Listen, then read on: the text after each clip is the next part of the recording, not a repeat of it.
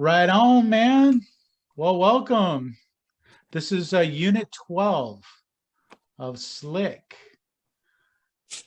And I just want to remind you that you are entitled to a 10% discount at the store. If there's anything in there that you need, just use the code student discount at checkout. You get 10% off your entire cart. I was thinking about you, Chris, not to stop your thing, but you No, were that's doing okay. a lot of single towel bars because they were just double sliders. And I'm like, man, if I'd have got Chris's little gadget, I could have spun these things on a lot quicker instead of fumbling with the little Allen wrench and made a little commercial for them. Yeah. Well, yeah, I'm glad you mentioned that because I'm sending out a free set of those with every order of like, I don't know, $30 or something. So I've been sending a bunch of those out. It's a new tool. So it's like, I always like to just get a bunch of them out there and let people check them out. So yeah, man, it comes in handy. And I hate that little tiny Allen wrench they give you, man. It's like it bends. When you got Glazer's hands, they just don't work. You know? Right? Big sausage fingers happening Yeah, and all that. yeah, it's a little No, hard to grasp. not good. Not good. All right. Well, about SLIC. So this program's set up a little bit different than other training programs that are out there, although I don't know how many shower door training programs there are out there, probably not a whole bunch. Um, but the way I have this set up is the idea is that, you subscribe to each unit and then you have access to that unit um, continually. So even if you don't subscribe to all of the units or start or stop your subscription at any time, you'll always be able to go back to that and use it, share it with the guys in your shop. And as I add stuff in the future, you'll get a notification saying, hey, check it out, there's been an update to this unit. So this is my first time through all of these, and this is going to be the final one of the series. So every July going forward, it'll be unit 12. We'll have the clinic like this, and then during the year, if something fits in this unit, I'll just plug it in, and so it'll get fatter, over time. So so that's kind of a cool feature, and I think that's it's kind of unique and people seem to like it. So there you go. So this unit is on steam showers. So again, the clinic is really designed just to be kind of a overview of the particular topic that we're going over. It's not really an in-depth training program. It's not necessarily, all the nuts and bolts of everything. In fact, I always warn people, it's like the way I do things may not be, the way you want to do things. Some people think I'm absolutely crazy. And sometimes I think I'm crazy. You may not want to try this at home, but it may give you an idea that'll make you, a little bit more efficient, or just spark, those ideas that you have in your own subconscious waiting to pounce. So anyway, I thought this month we talk a little bit about steam showers, since it's a little bit out of the ordinary. And there are a variety of different types of these steam showers, and just about any type of enclosure that you would do normally can morph into a steam shower. Basically, just if you take the glass to the ceiling and seal it up, they put a steam unit in there, bam, you've got a steam shower. So want to just go over like a few of the specific issues you need to think about when designing and installing these steam shower enclosures. So from time to time, I get contacted by a customer who's thinking about doing one of these, which is pretty cool. As you probably know, that doesn't happen very often. The most normal thing is to kind of show up at the job and it's done, and they've already screwed it all up. And now they want you to come in and do something. It's like, oh crap, if If only you had called me, I could have warned you not to do that, and it would have made it so much easier.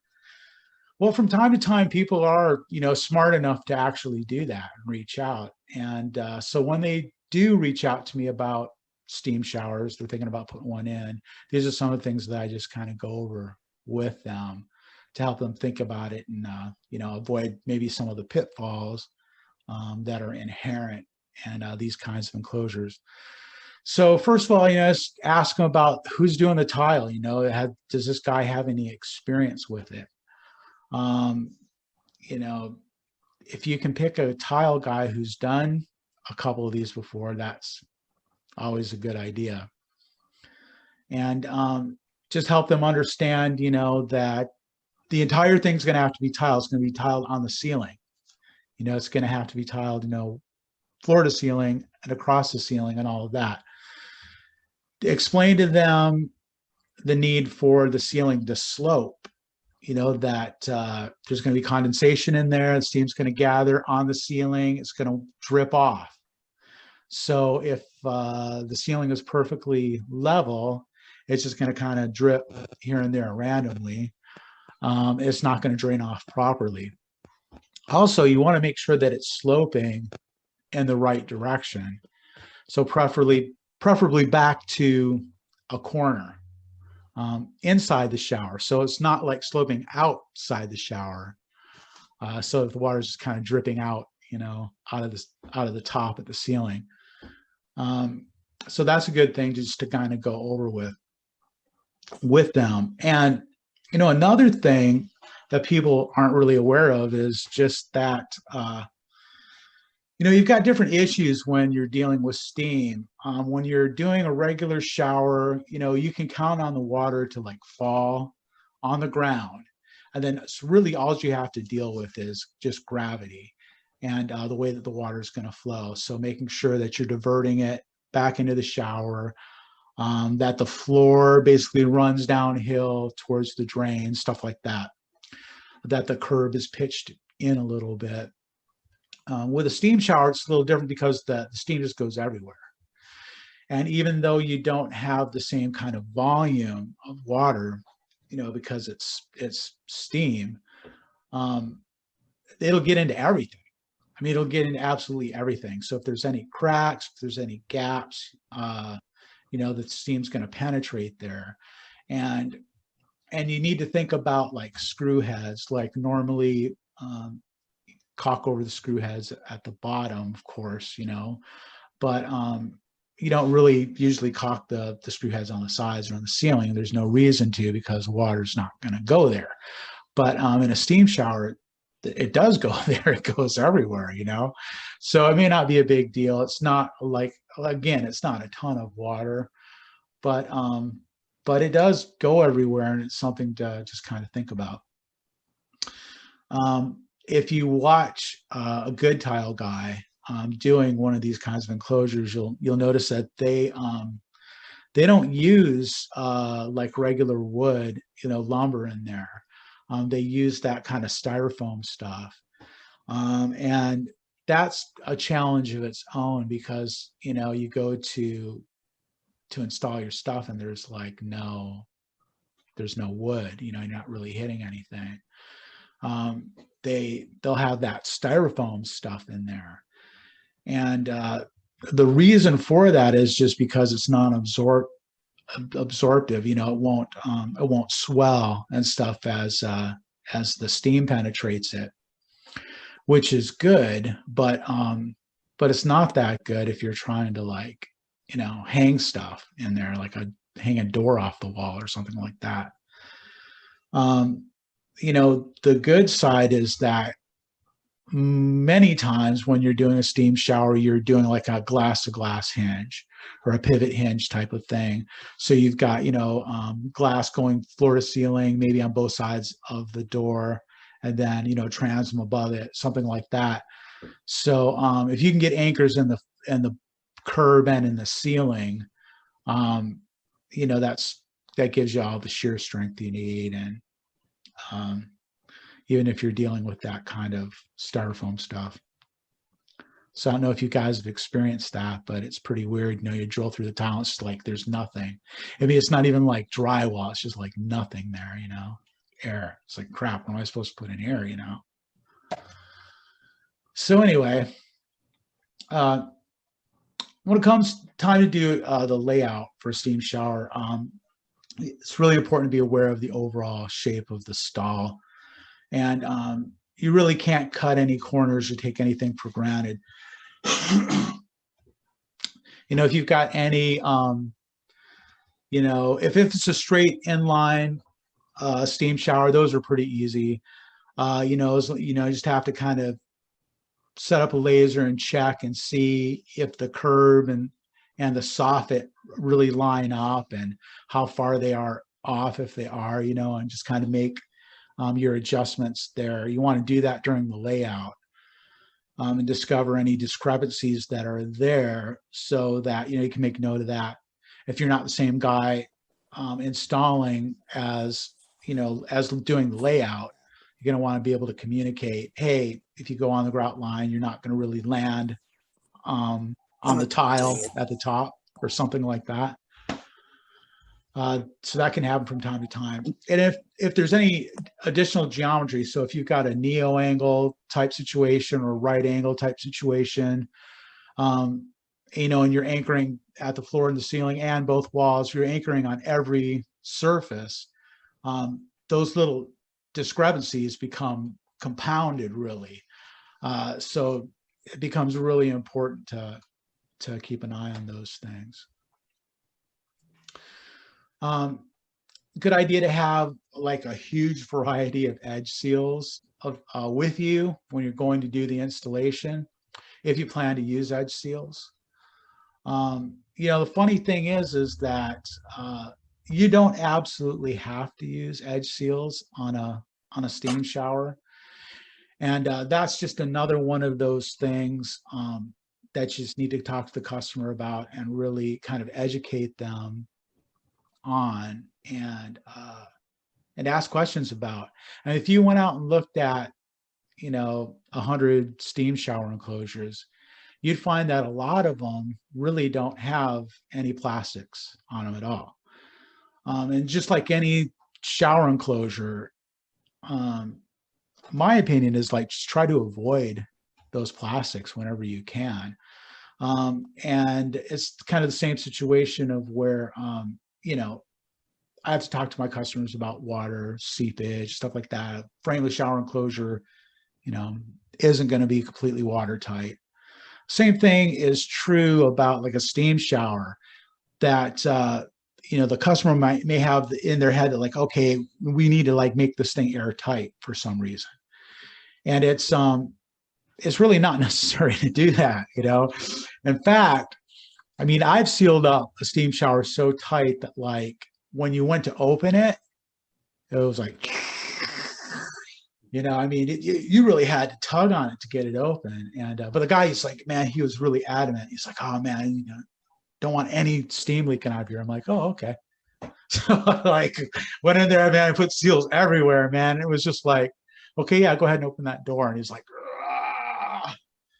And then, once it got open like a couple inches, then, the air, could displace. But it was amazing, just how like an airlock you could make an enclosure like that. And it's just not necessary, man. I mean, if a little bit of steam gets out, it's just like a little bit of water getting out. What's the big deal? But anyway, like many things, this issue, a lot of times, it isn't really worth, spending a whole lot of time, if talking about, if you end up spending more time discussing it than it takes to actually put the seals on, then that's probably too much time. So usually, I'll kind of broach the subject with a customer, whether it's, with the steam or water, and just kind of see where their head is at, see if they're like open, to what I'm saying. And if I kind of pick up that they're really not, that they've got it in their head that it should be a certain way, just to kind of roll with it. So I keep, a good variety of these plastics in stock in case I do need them. And then in this situation where I'm going to use them, I just kind of bring, a couple of everything. because the weird thing about doing these is, well, you know how glass is never exactly the size that you order it. It's always a little big. It's always a little small. It's never perfectly, you know, square or whatever. I mean, it's made by humans. So, and then the same thing's true of the substrate, right? I mean, unless you're going against like a solid piece of granite or something like that, you know, it's probably tile. It's probably a little uneven, and it can be kind of tricky to get the right, just the exact right length of edge seal to where it'll seal up right and not bind up, and yeah, it's kind of a pain.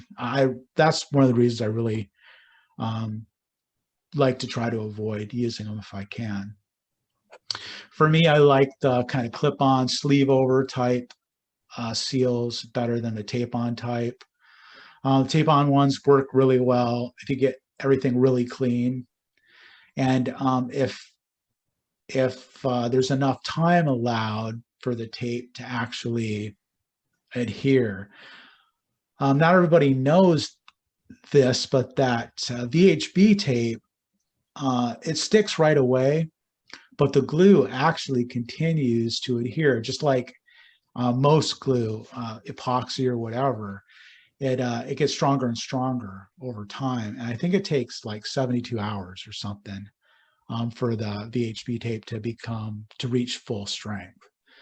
So if you can keep them from using it for a couple of days, that VHB tape will get really strong, and those seals will stay on, you know, for many, many years, until the seals turn yellow and start to break and all that, and they have to be changed.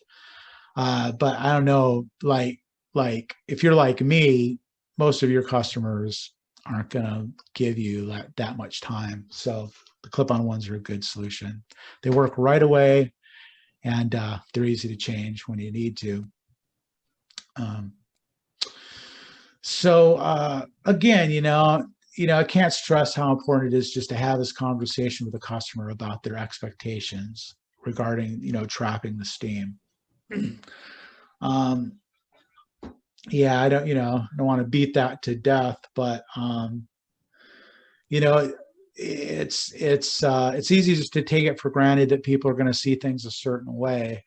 But people are really quite different, and just giving them a few minutes just to, just listen to what they have to say, they'll bring it up. A customer who's tripping out about water getting out of their shower, they're going to mention it. In a 5-minute conversation, it's going to come up in the conversation. Oh, is this going to, is water going to get through, there? Is water going to get out under the bottom? And whenever they ask me a question like that, that's where I immediately launch into my stock 30-second, speech about frameless shower enclosures not being watertight. And it's amazing how often like a person will be freaked out about that, and I'll say, oh yeah, well, here's the thing. So what if a little bit of water spills out? What harm will it do? And they realize, wow, I guess it really won't hurt anything. Yeah, so you can really change a person's mind in just a few minutes if you just kind of stay calm and reason with them.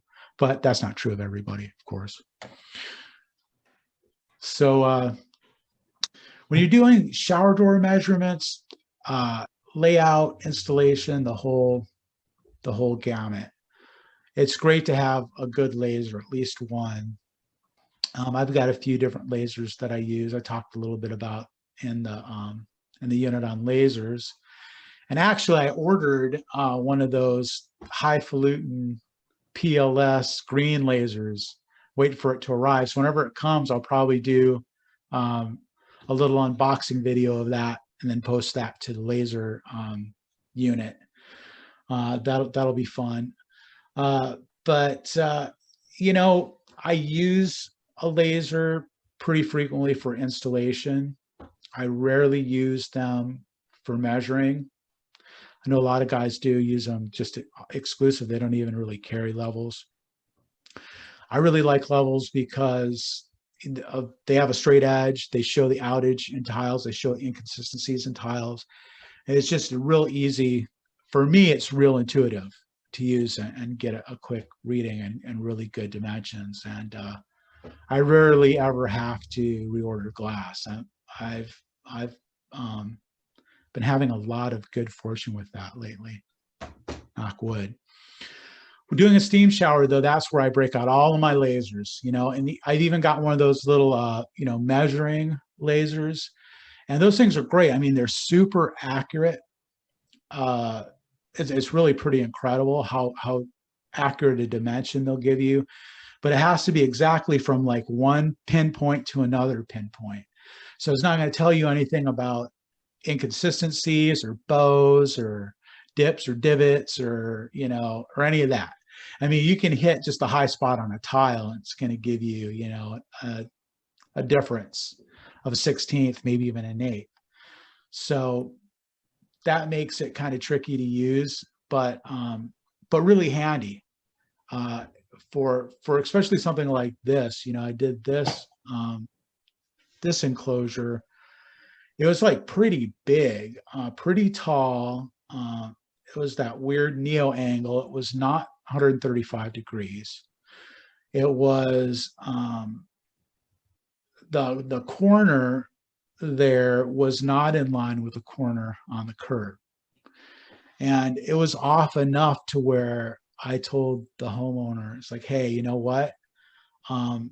This is not going to work like this. The tile guy's going to have to come in here and pop these tiles and change these, because there's no way to throw enough kung fu at this geometry to get it like to where everything's going to line up. It's just never going to happen.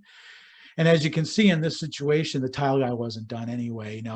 They wanted to kind of overlap the work so that I could get in there and take my measurements while he was finishing up the rest of the tile.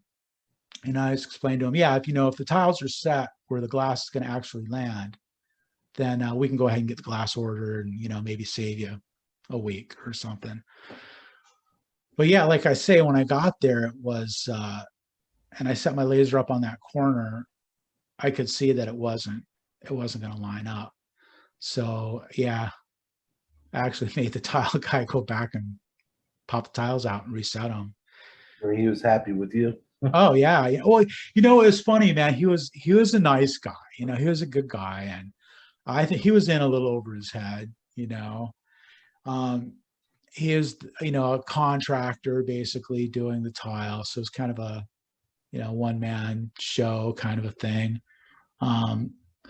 And so he was a little sheepish. He wasn't really mad or anything, but and then actually, what's interesting, so you guys probably know I like work alone all the time, and this was just like, you can't see it, but over there to the right, there's also a bench. So there's a notch out. So so there's some pretty interesting geometry going on there. There's a notch for the bench. There is, the back miter for the glass for the angle, which is not standard. And then the ceiling is sloping down. So the highest point is up there at the left, the lowest point's down there at the right. So it's coming down, so he had the right idea as far as sloping it. But yeah, there's a lot of different geometry going on. So I hired a friend to come and help me get the glass up the stairs, because it's upstairs, of course. So yeah, I actually have a buddy who owns a moving company. So I can just have him send a guy over to help me move glass. So it's all like legit on the up and up, right? It's like I don't have to subcontract anybody. I don't have to worry about workers' comp or any of that. It's a guy who I'm hiring to come and do the work that he actually does, which is move stuff. It just happens to be a big piece of glass. Now he can't help me set the glass, but he can help me get it up the stairs. And usually that's all I really need. In this case, I needed a little help setting it actually too. And actually I got the contractor to help me. And that's another neat trick, So if you're a one-man show and you go out to a job and it's like a little too big, well, I'll tell you what I do. I go out to a job, it's like, oh man, this is a little bit a little bit outside of my ability to do. I'll just ask the contractor, hey man, will you help me? Will you help me with this? And they're usually like, yeah, I'll knock $100 off or whatever, and they're usually totally cool with that. And you know, if a homeowner says, "Hey, do you need a hand? Can I help you?" I'm like, no, I never let a homeowner help me. Yeah, that's asking for trouble. That's crazy. The, Yeah, the so it's always contractors, they usually they actually dig it. They're like, yeah, I'll help you set the glass. They give yeah, they're interested in it. yeah, yeah, They can't exactly, do it. Yeah. exactly. Yeah, homeowner, I'm like, no, no, thank you. You know, if you can, you know, hold the door open for me, that'll help. You know, but yeah, I don't let them put their hands on the glass. I'll But charge them extra to watch.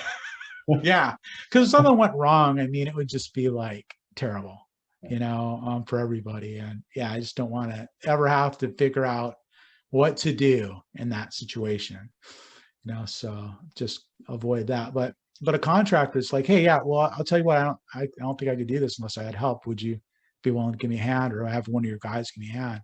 That's usually totally doable. So that helps me kind of push the boundaries of what I'm actually able to do. And for the most part, I'm busy enough to where it's like I really don't need, you know, anything else. I mean, I really don't need to do something that's going to be hard for me to do. So I'm fortunate that way. But yeah, man, lasers in this kind of a situation is just like so important, because just a small outage, you know, just a small mismeasurement is really critical. And yeah, the little measuring laser works really great for this, just to go at each point, check it. And then, of course, I got up there on a ladder with my levels just to see how straight it is, because that's, you know, super important. You don't want to miss a big belly that's hanging down, and then like, you don't want to get up the stairs with a great big piece of glass to find out, oh, this isn't going to go. It's got to go back down. Oh, man, I hate that. But yeah, but I could tell, I could do a whole hour on this one enclosure, because what ended up happening is we got it all done, turned out nice, and got a call, I don't know, a couple weeks later from the homeowners like, hey, you know, I wonder if you can come out and take this glass out because we've got a leak in there. And it was, you know, it wasn't me, of course. It's the tile guy, the same contractor guy. So it's on the second floor again, right? So yeah, water was leaking down into the ceiling of the first floor. And so yeah, so I got to go take it out and put it back in again too. Charge them twice. Crazy. So yeah, those are always the one. So anyway, something to think about. Um, yeah, you know, and going back to that thing about the tile, you know, if you're dealing with an enclosure like this, don't settle for a bad tile job. I mean, there's a lot of times when we see a lot of bad tile jobs, right? We see a lot of like outages, a lot of, you know, dips and divots and doodahs and, you know, crazy stuff. And you just work around it. And, you know, it's just par for the course. With a steam shower, don't feel bad about just go ahead and calling it out, saying, hey, look, this is a situation where I just can't work with this. It's different, you know, if it's just a basic frameless enclosure, you can hide a lot of stuff, and it doesn't really matter, you know, if it ends up being perfectly level or perfectly plumb, really, because you know, everything will work fine anyway. But when you're going floor to ceiling like that, and especially if you've got any kind of a corner, that all becomes super critical. It has to be really, really plumb and level and stuff. So you guys know that. But I just want to give you permission just to know, hey, man, put your foot down in this situation. Yeah, again, you know, steam, you know, is a little bit different of an animal than water. Again, you know, cock screw heads, all of them, you know, some people do that anyway. Some people cock all the screw heads. They're just, you know, anal retentive or something. And that's okay, man. Can never do too much good work. All right. So yeah, you know, if we're talking about steam showers, we got to talk about transoms. Operable, inoperable, which do you choose? They're often necessary just because of the layout and construction of that particular enclosure. If you're doing a single steam shower door, you may not need a transom, but then again, you might, and the customer may want one. Sometimes, the ceiling is just high enough, and almost always, you really don't want a door that's like 94 inches tall. I mean, in most cases, you may from time to time, but usually it just doesn't make sense. It's not practical. It's not easy to get that up the stairs, either. So just having a transom, just if for no other purpose than to make the door a little bit shorter, is a good reason to have one. Again, this is something to talk about this with your customer. Don't just assume, that it's got to be a certain way. They probably haven't even thought about whether there's going to be a transom or if it needs to be operable or not. Or maybe they've got some really strong feelings about it, or they've seen one before. It's important to them, even though they really don't need it. An operable transom. If they want that, give it to them, and charge them for it. Yeah, just like any other moving part, I avoid it if I can. If there's a window inside the shower enclosure, I mean, there's absolutely no reason to have an operable transom, except if it's just to regulate steam, the amount of steam, which is one thing that, an operable transom will do for you, it'll, but I mean, most steam units will do that for you. So anyway, I'll ask them, hey, do you, if I think it needs a transom, I'll build that in. It's like, hey, I think, you're going to want a transom here. Does it need to operate? Well, I don't know. What do you think? A lot of times, they'll defer to you. Well, here's the pros and cons, it's a little bit more work to put in an operable transom. I mean, maybe not a lot of extra work, but it's like making sure that thing operates right. And if you've got to put seals on it, especially, that can be the trickiest part of making it operate smoothly and still seal up. So, I make it optional.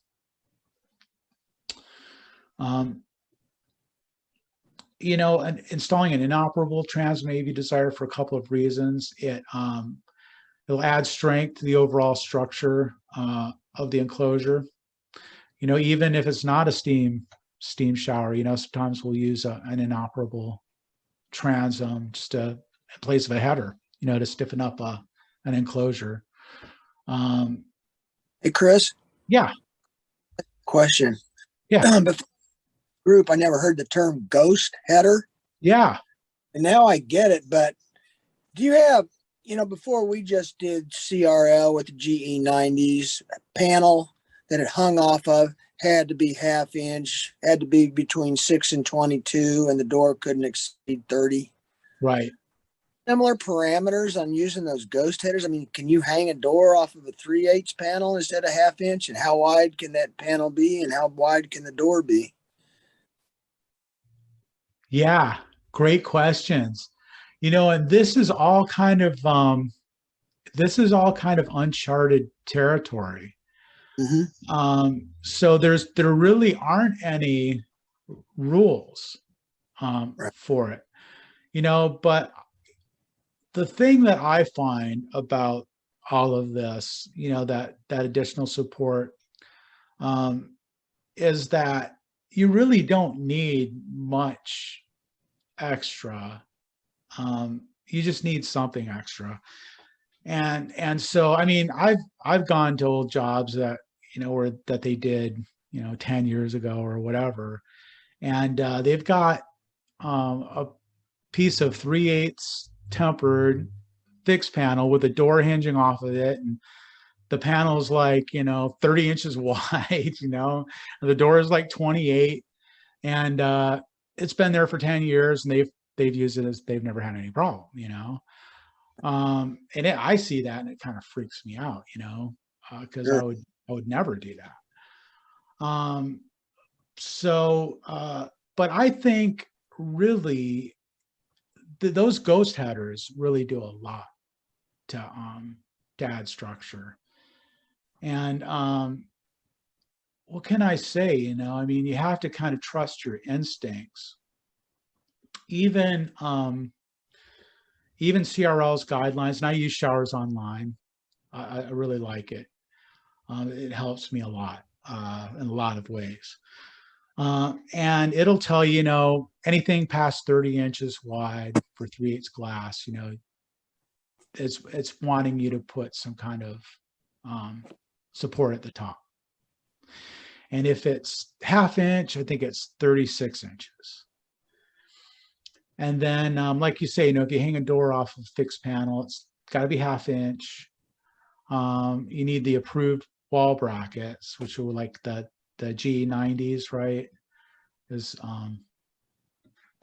generally what people use for that. So I'm good with all that, but I know that, like, if I put in a 32-inch fixed panel with no support at the top, I know it's not dangerous. If I go to 36 inches with 3/8, I know it's not dangerous. It's not, but it's like CRL says, it will incur movement, and I just kind of go over that with people, say, hey, look, because people want that all the time. People always have these enclosures that are way oversized, so they'll send me they'll say, oh, give me a quote for this, it's 76 inches wide, and they want 2 panels, and it's like, well, I don't know. I suppose I could put a 40-inch door in there, and a 36-inch panel. But do you want a 40-inch door? Is there room for a 40-inch door? So really what you have to do is split into 3 pieces, to make everything jive, the way that it's supposed to be, if you don't want to have a header. And then and that bumps the price way up, so, I will, I will from time to time do something a little bit wider than what CRL recommends. If I use a ghost header, it's like I feel really confident doing just about anything, really. And I will do 3/8 glass instead of 1/2 inch. I will I'll even use like regular SCU 4s instead of the G90s. Because it's it takes all, it takes all the flex off the fixed panel, just having that header in there. And I know that I could put one of those like support bars in there, like up to the ceiling or across the wall. Across the wall, like, really does add a lot of structure, but it looks terrible and nobody wants it, right?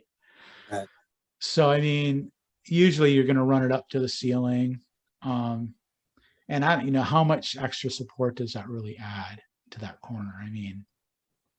A little bit probably, right?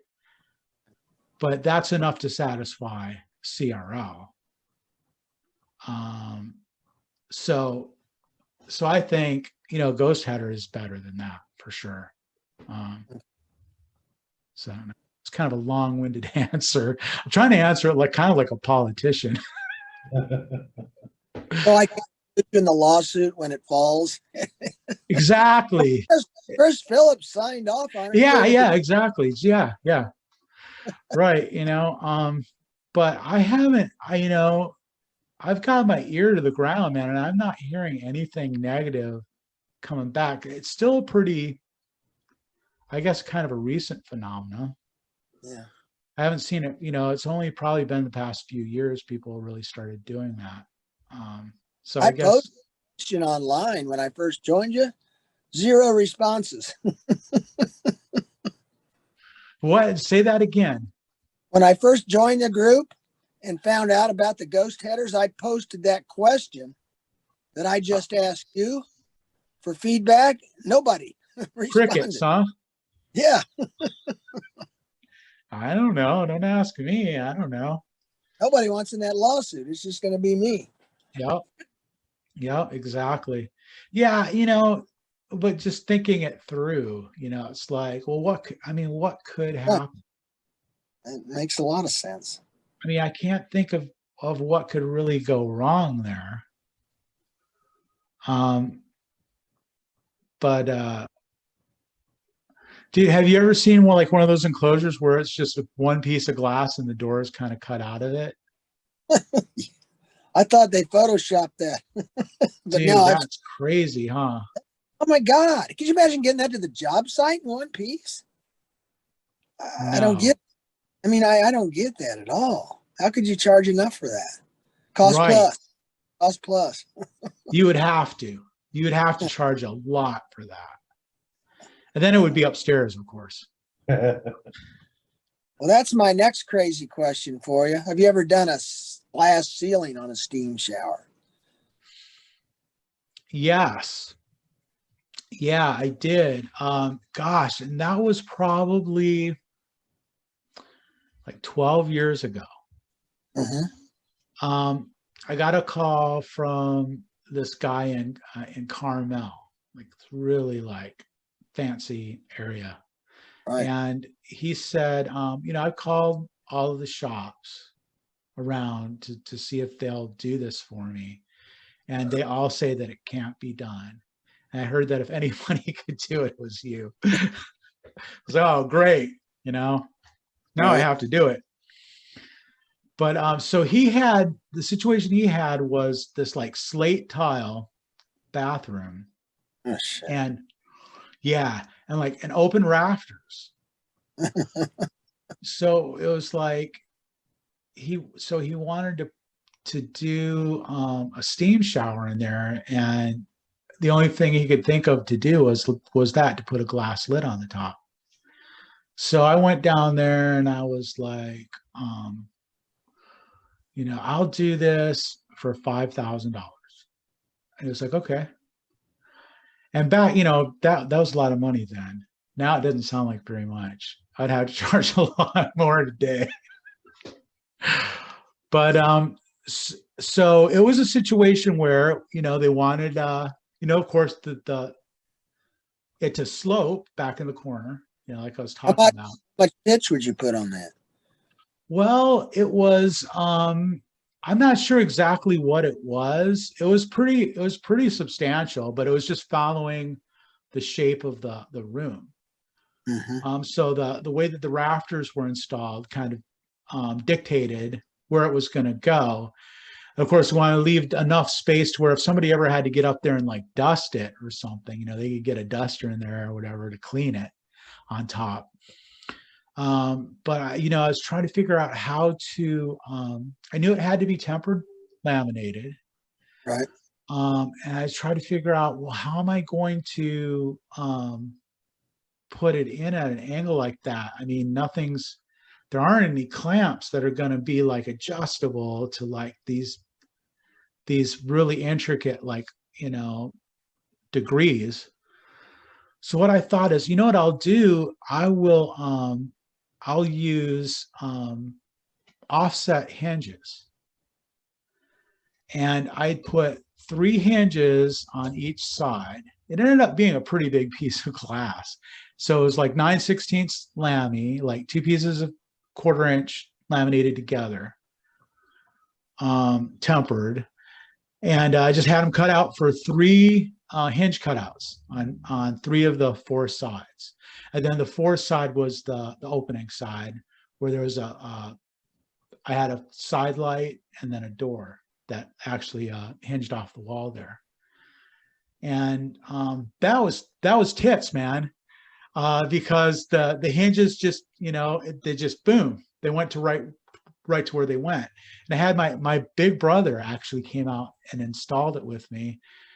And we just it was crazy, man. It was absolutely insane. You know, we got it into the bathroom, and then um what we did was we cut some 2x4s, you know, about, you know, as tall as me, and then set them in, like 4 of those in there, and then we kind of just got it in there at an angle to where we could set it on top of those 2x4s.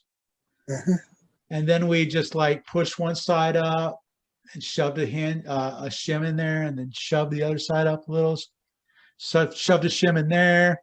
Just kind of just worked our way around. It took a long time, you know, but finally got it up into place, and then just started, boom, hit one of those screw holes in each one of those hinges. Ended up being like really kind of overkill. I probably didn't need 9 like Geneva offset hinges, you know, to hold it up. But You know, use I that? don't know.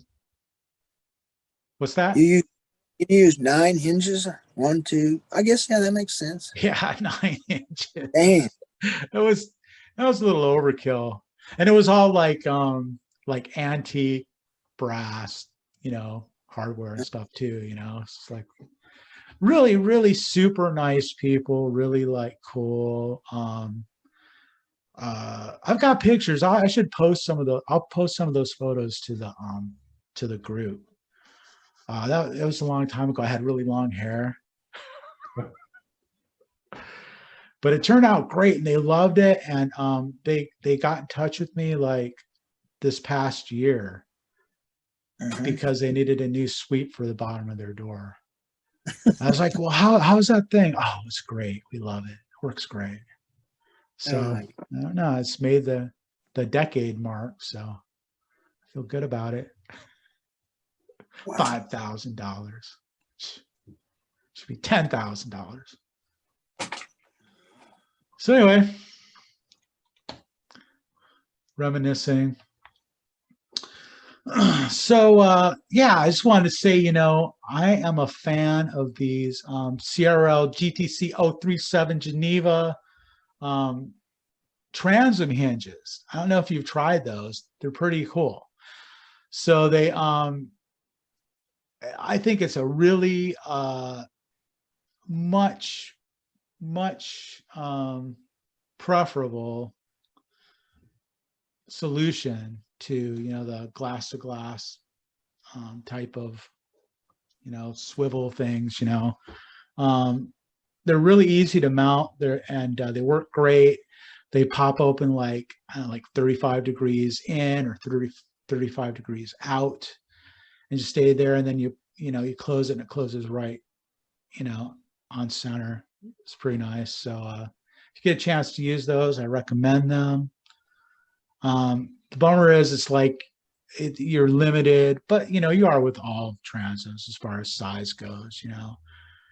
These allow for a 28 inch by 12 inch, which is actually pretty big. Yeah, that is. Yeah. I mean, I think, I'm not sure if a regular transom clamp will hold something any bigger than that. I don't think so. So yeah, this is, you know, something to think about. If you're installing solo, steam showers can be a bit tricky. Sometimes it is there, you can't do it by yourself. You know, if I can't do it by myself, I don't know who can. Probably somebody out there crazier than me, I'm sure. But you know, the size of the panels, you know, are one factor. You know, being able to get them up the stairs into the room if that's what's necessary. It's really tricky reaching stuff to work on it. So here, this is a tool that I came up with. That's it's called the Cover Plate Assistant, and basically it'll just hold your cover plate in place for your transom on the outside while you stand on the inside, put your plate on it, and run your screw. So nifty tool. I use it pretty frequently. Here's another tool. I'm gonna try to run this video, see what happens. It's the first time ever. Okay. See if we have any luck. Are you seeing this?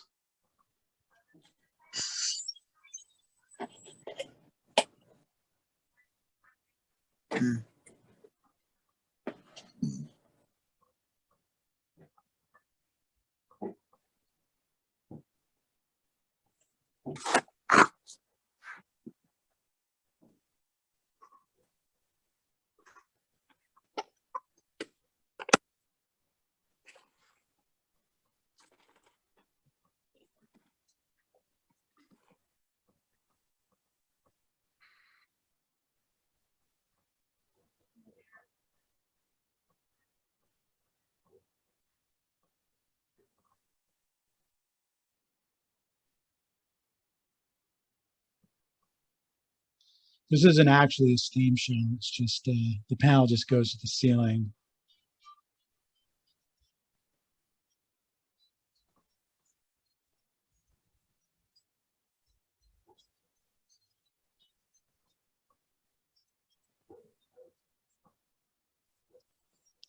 That's just a regular clamp assistant. That's just kind of a different way of using it.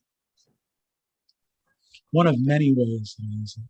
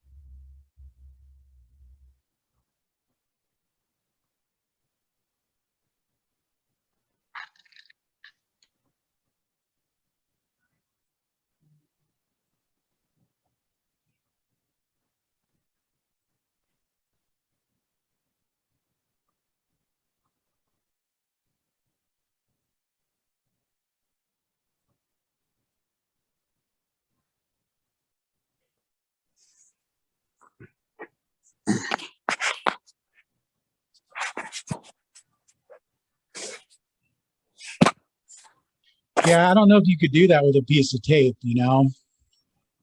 If you got one at the bottom or even on the side, you just kind of stick a piece of tape, you know, tape it to the wall or something.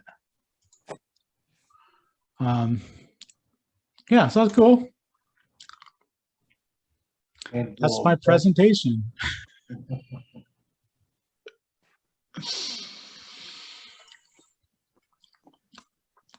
So what do you think? Any other questions, comments, criticisms? I didn't know that about the VHB tape. I find that interesting. Yeah, that is. I like that. I didn't realize that it took that long to set up. I've had my bouts with it. Sometimes I like it, sometimes I don't. I clean it, good with acetone, and sometimes it just doesn't want to seem to stick. But it's good. It's good knowledge to know to tell the homeowner to let that sit a little longer than silicone. Keep your hands off of it. Yeah, that's a great tip. Yeah. Yeah, it's incredible stuff. I mean, it's amazing how strong it is. And for anything to stick to plastic is pretty spectacular because like almost nothing will really effectively stick to plastic. But that stuff does. Yeah. Like, what's the purpose of a vent in a steam shower anyway? Is it just to air it out? I think so. Yeah, I think, the primary thing is just that, to prevent like mildew, that sort of a thing. You just leave the door open. Yeah, exactly. Yeah, I think, that the whole operable transom thing is just like, it's overrated for sure. I did a steam shower in Blacksburg several years ago for Virginia Tech University there, and the homeowners were both professors of architecture at the university. And the woman was leading the charge. Tile job was terrible. They made the tile man reset it, I think, 3 times. It was an extension on an old house.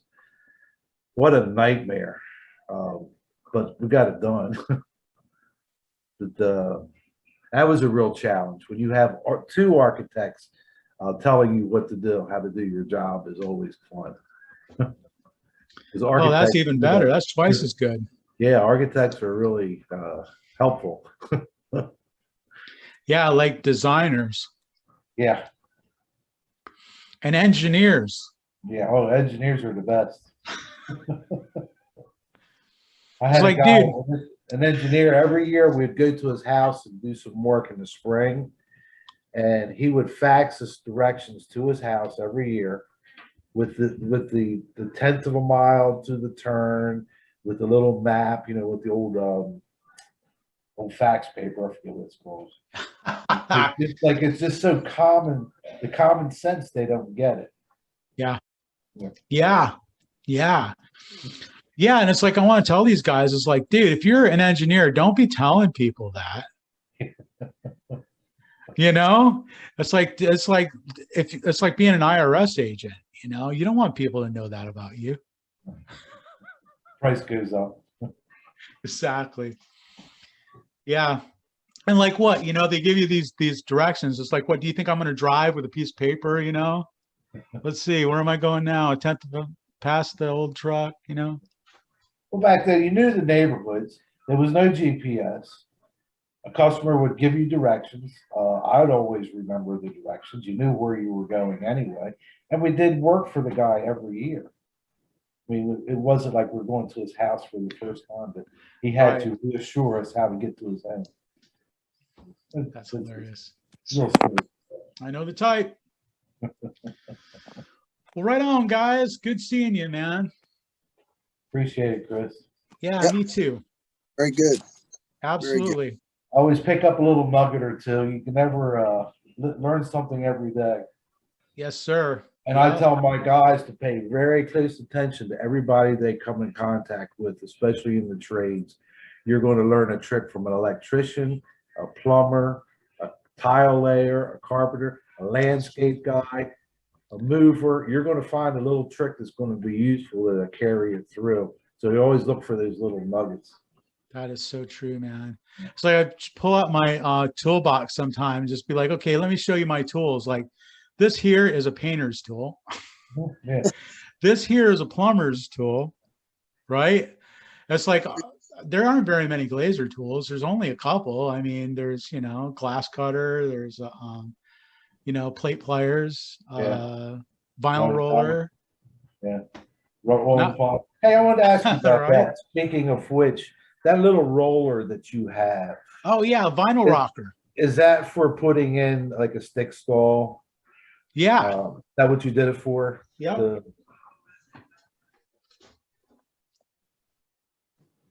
Cool. I think I might get one of those off of you for my guys to have in the toolbox. Yeah, have them try it, man.